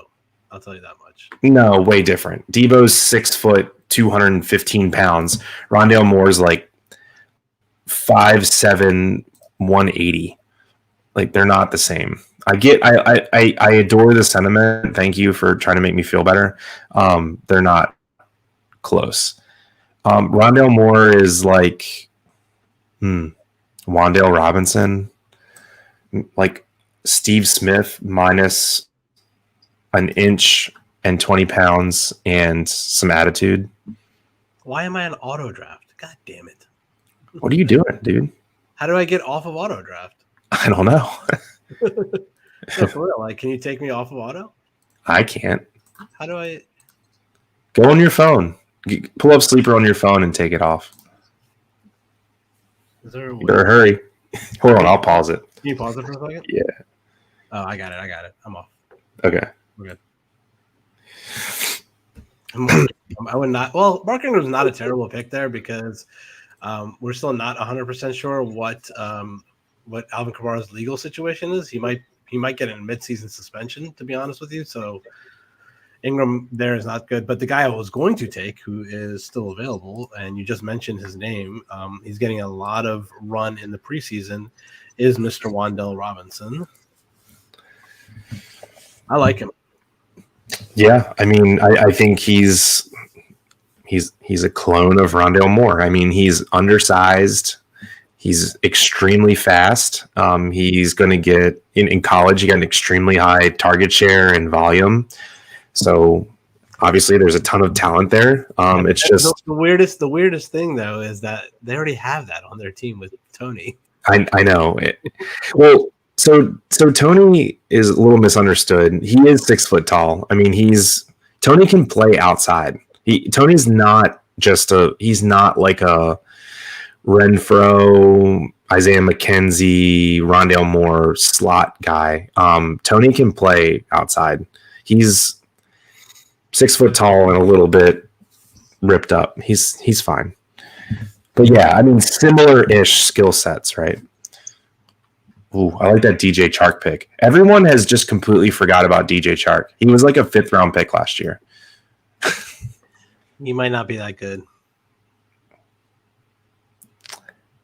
Yeah, I mean, what is he going to be when Jameson Williams comes onto the field and he's? I know. You don't want to be fighting for targets on the Lions. Yeah. With Jameson Williams, Amon-Ra St. Brown, TJ Hawkinson, DeAndre Swift, it's a pretty crappy situation when you're on the Lions and you have 5 big mouths to feed. What was that comment, Rick? Said who would win in a 40-yard dash between the two hosts of this pod? Probably me, but it's not pretty. We're old men now. We're old fathers. Yep. It's only so fast my New Balances can move. I don't hate the Sammy Watkins pick there. I think at this point, taking him in a high upside offense, but he's one of those guys that's going to be good for the first 3 weeks, and then that's it. He might not be good. Mm-hmm. All right. So I'm going to have to go another running back here because I have 7 receivers. So I'm very, very, very comfortable with my receivers at the top end, especially. And I have comfortable depth with Renfro and Boyd, who I'm very comfortable with. And then I have upside depth with Rondale Moore and Drake London. So I love my receiver build. Couldn't be happier with it. I need to take a shot on another running back here. Yeah, I agree. And I have an idea. So McCaffrey, great. Harris, early season, probably just fine. Algier and TDP might not earn their job right away, right? I'm looking at 2 rookies, and I'm looking at not established yet. So I have an idea. So I don't want to take a swing on someone who might not come around till halfway through the year or whatever. I need early season production. So because I need early season production at running back and I can just cut them after like week 4 or 5, I am going to take who I think is the Ravens starting running back for the first 3 to 4 weeks of the year, and I'm going to take Mike Davis. I wouldn't advise taking Mike Davis in most situations, but I think for the build of my team right now, I like that he can fill in the early part of the year, and then I can cut bait and pick up a high upside guy after the first couple weeks. I like that pick. Yeah, we don't know what J.K. Dobbins' situation is going to be the first few weeks. They pretty much said Gus Bus is like not close. It's looking like he's going to be on PUP. So Gus is out, Batty's a rookie, and Dobbins is indifferent, right? So even if Gus is definitely going to be out for 4 to 6 weeks, Davis is going to get run because they're not going to, Dobbins is not a 25 carry guy.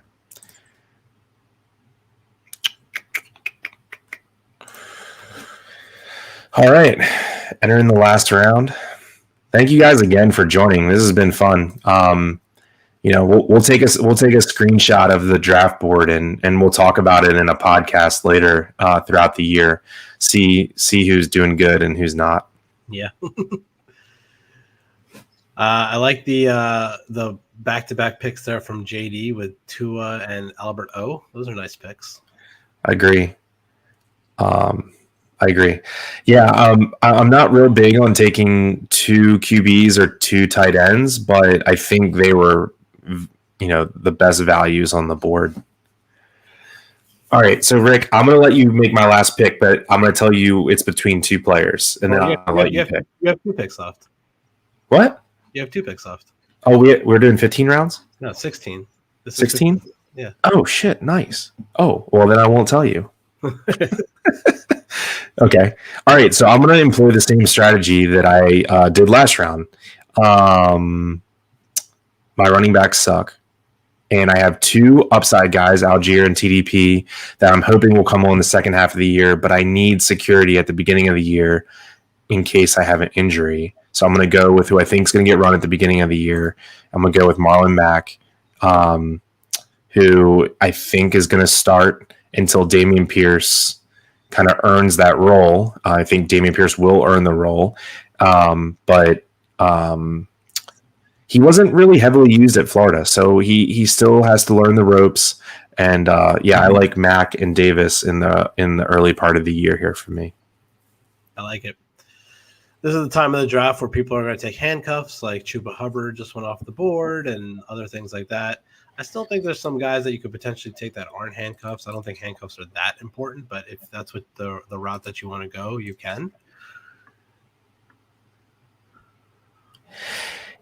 Is Chuba the handcuff? I believe so. Who else is there? Deontay Foreman?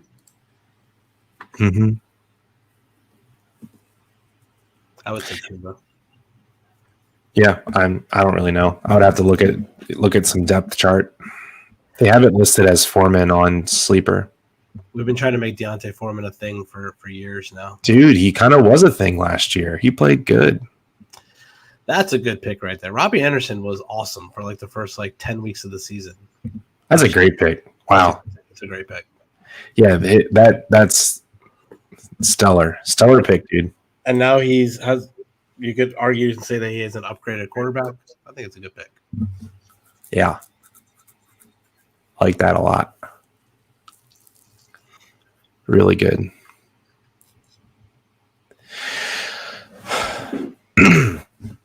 I don't know. This is weird. See, normally, and Rick, what I normally preach on our podcast is like the late round. You just want to take total home run swings. And I've kind of done the opposite here.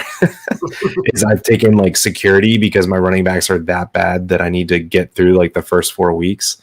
Yeah. But just for those watching, is the strategy that Rick and I usually talk about is your last 3 or 4 rounds, the chances of those players being on your team like 6, 7, 8 weeks into the season are extremely low, or at least it should be.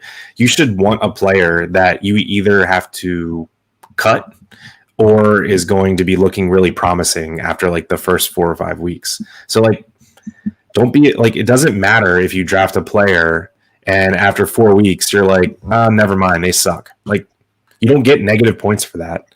You might as well take the player that like could blossom into something really good. Yep, I totally agree there. It's a good spot. Like you said, I mean, if you draft someone like that and they're not doing anything for the first couple weeks, you can cut them right away. It's not that big of a deal. There's always guys that are going to be available on the free agency or waiver wire that you can pick up after a couple weeks. I think I'm going to go ahead and in this spot just take a backup quarterback because I usually do. And for me, it's definitely between Trevor Lawrence and Jameis Winston here. I just think because I have Christian Kirk on my team, right? Yeah. Mm-hmm. Yeah. I'm going to go ahead and take Trevor Lawrence in case that's a little correlation that I can do there if that turns out to be something good. I don't like that Gus Edwards pick there right after me. We don't really know what his situation is. Yeah, not much. I don't know who his running backs are. Chubb, Montgomery, Sanders, Patterson, McKissick. He needed someone.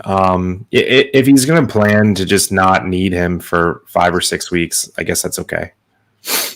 All right. And then for my last pick, we can go handcuff at running back. We can go someone completely off the board at wide receiver. Just kind of looking here. I don't really see anyone in wide receiver that I really like. Really no one at all. It's slim pickings here. Just because he's been getting a little bit of run in the preseason, I'll go ahead and just round out my team here with Boston Scott. He's been having an okay preseason camp. Okay. Yeah, the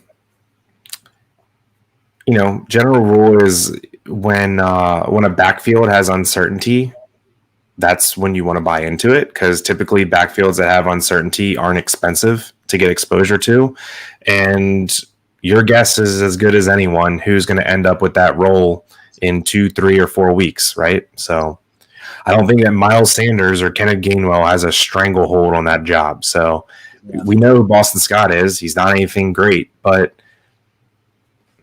yeah, why the hell not? We've seen him produce at this level. Yes. Yeah, so definitely into that. And let's see what Jeremy said. I want to try drafting from what I consider to be the worst spot, but it turns out I really like my team. Yeah. Is your only tight end Gerald Everett? That's cool. It is. Okay. That's fine. I would have taken Noah Fant over Gerald Everett like 10 times out of 10, but interesting strategy. Okay. Yeah, dude, news, your team is super deep on running back and wide receiver. Like, it probably deeper than anyone, right? Because you took a QB late and you took a tight end last. So, yeah, you're going to have really strong flex spots. You're going to be in position to make some trades to kind of shore up your other positions. So, Rick, okay, I'm up next.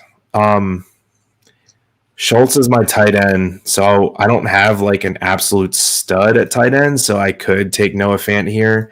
I have no idea why Noah Fant's going undrafted or close to it. Like, he's really, really good at football.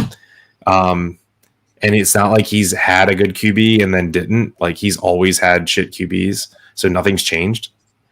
So I don't really understand why Noah Fant got drafted at like tight end 8 last year and now he's like tight end 21. Like, what changed? Like, you went from Drew Lock to Drew Lock. That is true. I literally, like, it gives me a migraine to try to understand why Noah Fant.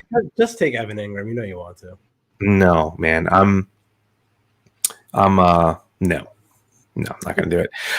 Okay, so anyway, I gave my Noah Fant spiel, so I feel like I don't have to pick him because you all know how I feel about him. His quarterback's unchanged, and he might have a better opportunity for targets now. I know he has DK and Lockett. They're both deep threats. I mean, Fant might just live underneath and just eat all year. Love Noah Fant this year. No idea why he's going so late. But like I've been saying the last hour, my running back sucks. So I need to just pull something out of thin air. I'm going to go with Eno Benjamin, a player I talked about on last year's sleeper show. I think he's won the RB2 job in a really potent offense in Arizona. And James Conner, hasn't had the best track record with health. So take a shot there on Eno Benjamin. He's one of my favorite late round targets. What did Greg say? Seattle's where tight ends go to die. You might be right. I don't know that what tight end has died there. It's like Russ never really had like a good tight end. He kind of just created them out of thin air. Yeah. Ooh, Brian Edwards. Nice one. All right. That is a wrap on our draft. Yeah. Go ahead. I'll let you talk here. Are there any teams that you really love here? Any teams that you really hate here? Yeah, let's just roll through and do like a 10-second on each one. So slot 1, Goomba. Okay, so he did a really late tight end approach, just like the news did at slot 10. So I'm not in love with that.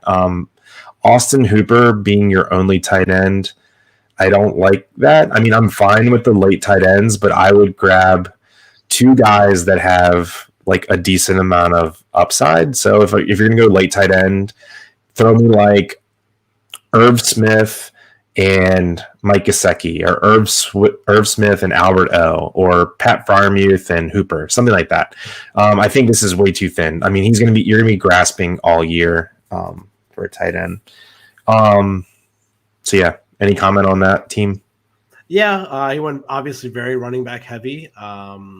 His wide receiver 3 is very weak, in my opinion. His wide receivers after DJ Moore and Keenan Allen in general are very weak. So not a huge fan of that, but his running backs are good overall. And I think it's an okay team. Not my favorite, but I like the correlation with Hurts and Smith there. I'm not a huge fan of Smith, but it's all right.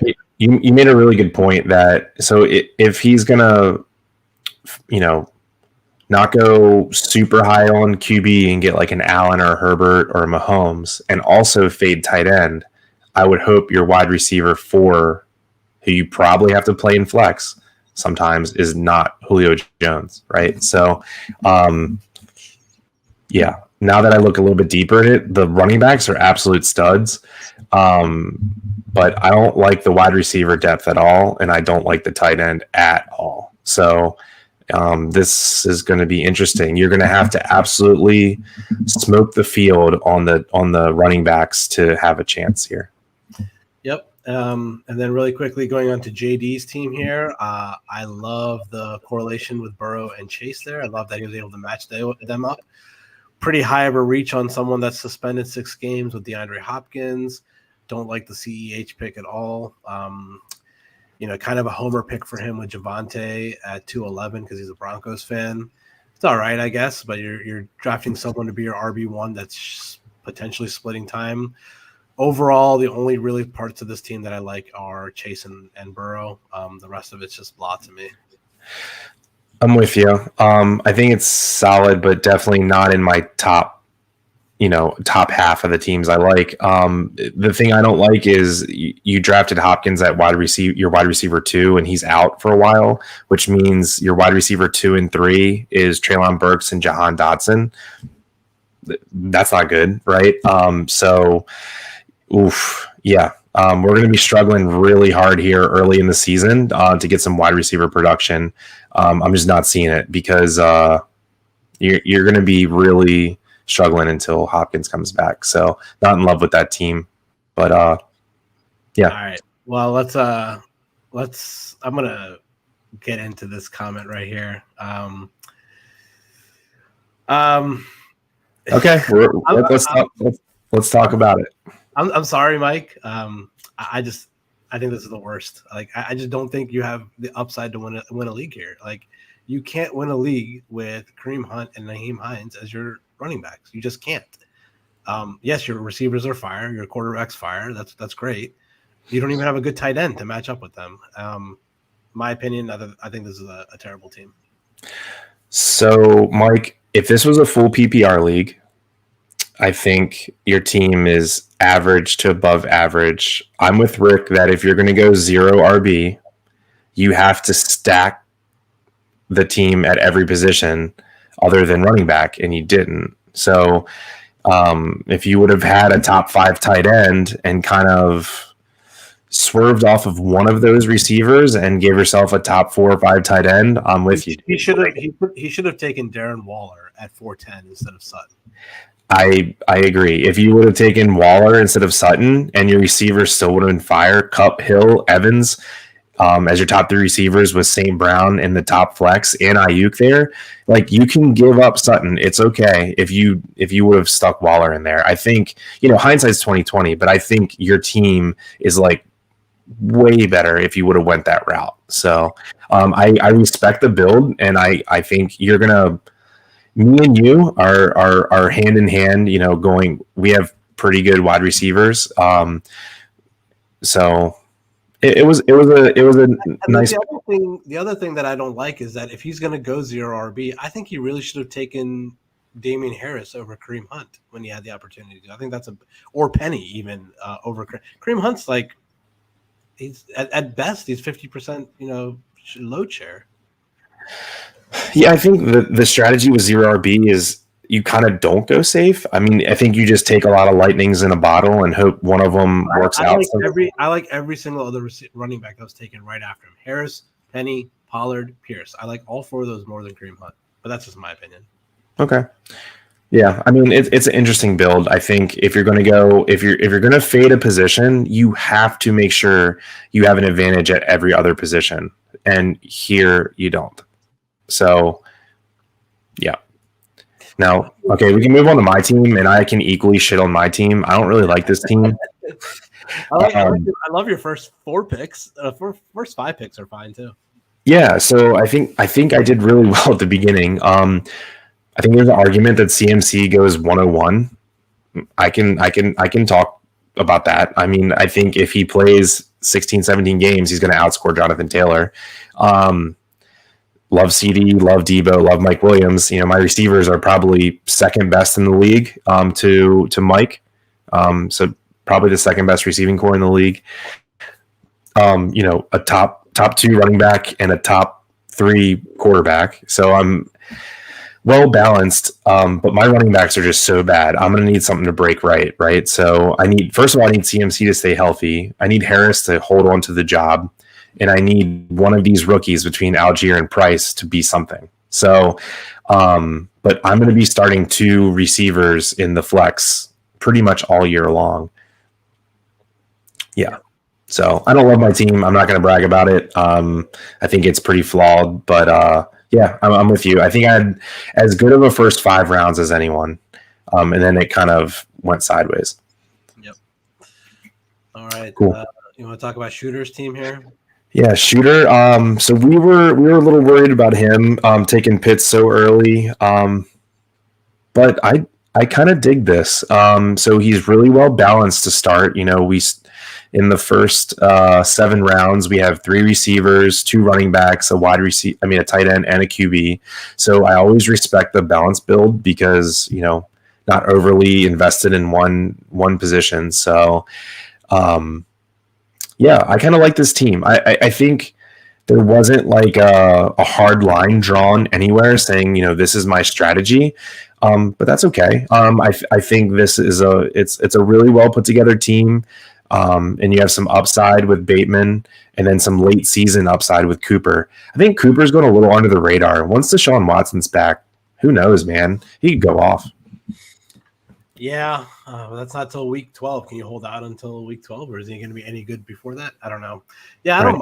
I don't mind this team. I'm not a fan of Zeke. Not a fan of Josh Jacobs, so I don't really like his running backs at all. And then he's a little weak at wide receiver 2 with Bateman, I think. It's okay. Not my favorite team. I love Justin Herbert. But I don't know. So he traded the running back strength and the wide receiver strength to say, I have Pitts, I have Herbert, I'm better than you at those positions. So that's the trade off, right? Yep, absolutely. And Greg in the next spot did the same thing. So let's see if we like his team better, because he also took the stand on tight end and QB. Goomba asks, is there any way we can track this throughout the year? What did you say you're going to do? I'm going to look at it. I think I might be able to turn this draft into just best ball scoring, where we can just let it ride, and just let it calculate the points every week, and we can't make transactions. If I can do it in our Deb, I'll do that. Okay. Yeah, Greg's team, I like it. I definitely love his first 4. I like the first 6 rounds. I like the first 7 rounds. Yeah, his first 7 rounds is good. Mm-hmm. Yeah, I like his team. He locked up Josh Allen early, which is fine. Best quarterback, got the second best tight end. I like Eckler. I like Deontay. I like Metcalf. You like Godwin. I'm not a huge Godwin guy at the moment. Penny could break out. I mean, it's a good team. Very good team. I do like it a lot because I love Godwin. Penny's great. Lockett is one of my favorite players. James Robinson was an outstanding value. What I wouldn't have done is taking Cole Kmet. If you're going to draft Mark Andrews in the second round, or Kelsey or Pitts, don't draft another tight end. Like, why? Yeah.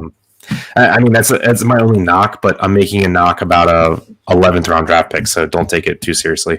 Yeah, I mean, if you have Josh Allen, why do you need Justin Fields? If you have Mark Andrews, why do you need Cole Kmet? I'd rather you just take literally anyone. Like, take any backup running back. I don't care who it is, anyone over those two, because you're not going to play them. They're just going to, like, what's the upside? They're going to sit there and rot on your bench. Like, just don't do it. Okay, let's just quickly power through these next couple teams here. This team, Oduar 5656. I also do not like at all. Derrick Henry's fine. You got good value, I think, with Derrick Henry, but Diggs is okay. But after that, I'm just not a fan of much there. The value with Pollard at 7.7 is fine. The Rodgers pick is fine, but Judy, who knows? Michael Thomas, who knows? James Conner, who knows? Like, it's one of those teams that it's going to be. I feel like this team is like primed to finish 6th or 7th in the league. Yeah, no, I'm with you there. I like the weight on QB. I really like he got a every week starter in Rodgers pretty late. I wouldn't have come back with Matt Ryan there. That was weird, especially with Stafford still on the board. Yeah, I like his tight ends. That's a good pair. You have Ertz, who's steady. Njoku was the upside swing. I don't mind that. But yeah, kind of a boring team. I'm not saying they'll be bad. It's just a boring team to me. So yeah, on next. Butch. Let's see what Butch did. Love his start. Alvin Kamara, I feel like his ADP is down just because of his legal situation, but that is looking like it's clearing up. So I think if we could be assured that Kamara was not going to be suspended this year, he's going around the Najee Harris Mixon range. So I think that's good value for Kamara. T. Higgins, love it. Yeah, I love the start. So let's see. Butch waited on tight end and QB, and he ended up with Goddard and Brady, which are both every week starters. So I like this. Perfectly fine. I think this is a top 4 or 5 team in the league. All right. Moving on next to Seo's team here. I don't mind the start. I'm not a huge fan, like I said earlier, of Harrison Jones, but I could see I like the double RB start. I'm also not a fan of AJ Brown and Terry McLaurin, but you got to sell me on this team. I think this is also a middle of the road team. Okay. So double running back start can rarely kill you, right? It's a very safe. Brown and McLaurin are just, I like him better because it's half PPR. If it was full PPR, I wouldn't like it because they're both like big play threats, like deep threats.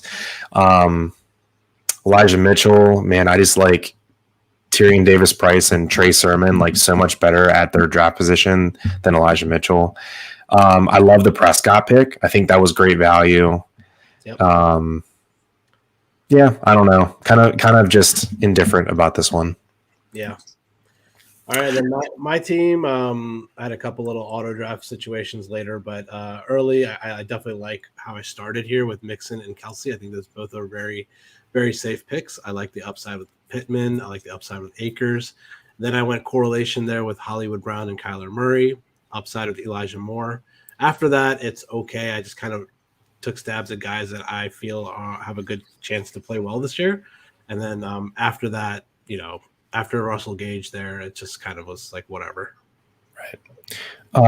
Okay, let me take it. Yeah, so love your tight end and QB. You're set there all year. I know you auto pick Gesicki, so you would have taken someone else there. Yeah. Let me see. So your top three receivers: Pittman, Brown, and Elijah Moore, and then Kirk is a close fourth there. Yeah, I like it. I think if I had to pick a flaw in your team is that Akers isn't a slam dunk, right? And then Stevenson's not either. So it's like your RB2 is like it has the potential to be shaky, right? Yep. Yeah. So I mean, if I had to pick a knock, that would be it. All right. Go ahead. I'll let you break down Jake's team, and then we'll talk about the best team in the league with the news. Okay. So Jake, start out with Adams, Chubb, both very safe picks in my opinion. Kittle. He auto drafted. Yeah, he auto drafted Kittle. I was gonna say Kittle's great football player. I'm not in love with his fantasy outlook this year. I mean, I think he's a fine player, but I'm just either going to get Kelsey, Andrews, or Pitts, or I'm just going to wait and get Goddard or Knox or Freiermuth or something like that. Yeah. So let's see here. So his wide receiver 3 is George Pickens. Do not like at all. Pickens is at an outstanding camp, but I don't think in a league where you can start 3 wide receivers and play 2 flex that you want your wide receiver 3 to be that poor. I mean, my wide receivers 3 is Mike Williams. His is George Pickens. I'm winning that one 2 times over every time. So, I mean, you never know. Pickens could be really good. He could be, but I think it's asking a lot. Okay, so then really solid with Chubb. Montgomery, I think he's a perfectly fine RB2. Do not like Miles Sanders this year. Just too risky. I think he could lose that job in like week 2 or 3, if he even has the job. I mean, if Gainwell starts week 1, I don't think anyone's really shocked. Yeah. And Cordell Patterson, just not the type of player I want. I would have taken Ramondre Stevenson and Singletary and Kenneth Walker over Cordell Patterson personally. Yeah, fine team. Didn't need Knox if you're going to draft Kittle, but I think really solid start with Adams, Chubb, Montgomery. All right. And then Jeremy's team here, I love it. I think he knocked it out of the park with every pick, especially all the way through. Trey Lance was great. I think Swift Barkley's a great start. Barkley's looking like the old Barkley in camp this year, and after that it was great. ETN high upside, and then all his 3 receivers. I wouldn't say they're great. They all are like wide receiver 2s with 3. Wide receiver 2s with like potential breakout games. Like these are like 3 guys that I would like be more interested in like playing in like DraftKings, like daily fantasy like stuff, because I feel like they could blow up any game and have like 4 touchdowns in a game potentially. But season long, not the biggest fan, but I don't mind just combining, especially when he nailed it with the first 3 picks. I think these 3 picks are fine after that. And then I love Edmonds at 7-12. Yeah, I mean, he has the best RB4 in the league, probably. I mean, Chase Edmonds at RB4 is really solid. I like those three receivers. I mean, I think that's a great zone to attack wide receiver. So I think you did really good here. I love the build, especially because you did end up with one of those top 10, 11 quarterbacks in Trey Lance. My only knock, if I have to knock something, is rather than Pacheco, give me a tight end with some resemblance of upside, please. There, like, give me. We could have taken Gesicki there. Yeah, give me Gesicki or Freiermuth instead of Pacheco. Like, why? Why would you take Pacheco? You don't have a tight end. Although I will say this: if he punted a tight end, he got the right punt because Gerald Everett's the only tight end in Los Angeles, and he seems to be having a great camp. Yeah, I mean, I've wanted Everett to be a thing for like 3 years now.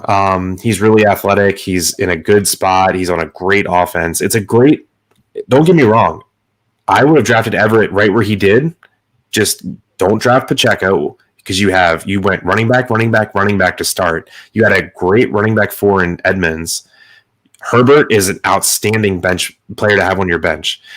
Just skip Pacheco, give me Freiermuth, and then also draft Everett. One of those guys is probably going to hit, and you're going to end up with a tight end 6, 7, 8 range between one of them, right? So that's my knock on this one. But nice hit on Josh Palmer too. Guy looks great. Also on the Chargers. So I like this team a lot. I just would have, if I'm going to punt tight end, I would have taken 2 swings, not 1. Yeah. All right. Well, that's it for our 2022 mock draft. I'm assuming most people that are watching this have drafts upcoming this week. So good luck in all your drafts this week. Chris, do you have anything to say before we head out? I think we've been on air for 2 hours now, so it's time to wrap it up. Yeah, man. Yeah, fun time. Thanks again for everyone that joined. Just, when you get into your draft, it's fine to have a notional strategy, but just be flexible, be willing to adjust. Don't, stick to your guns to a certain degree, but if things are going a little bit differently in your draft, don't be scared to go with the flow. So best of luck to everyone and to you too, Rick, and let's go win some money. All right, guys. Please like, subscribe, and comment to Nickel City Mafia. And me and Chris will be back with the fantasy football show week to week when the season starts. Had a good end of the golf season this year, and me and Tony will be back in a couple weeks with swing season content. And go nail those drafts this week. And good luck. And we'll see you next time. See y'all.